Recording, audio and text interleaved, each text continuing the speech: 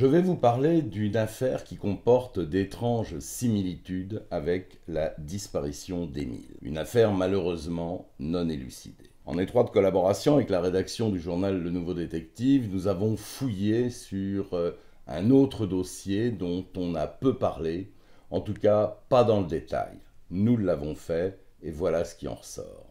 Mardi 2 mai 1989, Yanis Moré, 3 ans, jouait avec ses 3 frères à une quarantaine de mètres du domicile familial sur la petite commune de Ganagobi dans les Alpes de Haute-Provence. C'est à 60 km de Vernet. Ganagobi est un petit hameau de 70 habitants. Ce jour-là, Yanis jouait avec ses 3 frères, il construisait une cabane. Ganagobi se termine en cul-de-sac. Ce jour-là, c'est la journée du maire, il n'y a pas d'école. Et les 4 frères, âgés de 3 à 9 ans, décident de partir construire cette petite cabane. La mère de famille, Pascaline, peut les surveiller depuis la fenêtre de sa cuisine. Et un petit moment plus tard, 3 des 4 frères reviennent chercher un outil, une pioche, à la maison. Seul Yanis est resté près de la cabane. Plus précisément, il avait envie d'aller voir les chiots d'un voisin qui venait de naître. Très vite, la mère s'inquiète, va chez le voisin qui n'a pas vu Yanis. Le père est prévenu, les recherches commencent, Yanis est introuvable. Yanis a disparu à 40 mètres de chez lui. D'importantes recherches sont effectuées, plus de 600 hectares de garrigues sont passés au peigne fin.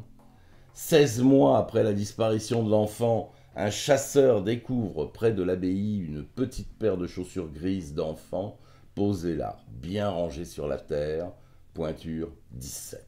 Les enquêteurs sur place ratissent l'entourage et trouvent près du ruisseau une médaille de baptême en or. Plus loin, une chaussette et un slip, ainsi qu'un pantalon rouge et un anorak. Tous ces effets appartenaient à Yanis. Détail inquiétant, l'élastique du pantalon a été sectionné net, sans doute par une lame de cutter. Et enfin, la fermeture éclair du pantalon est cassée. L'ensemble de ces éléments, bien évidemment, laisse penser à une agression d'ordre sexuel.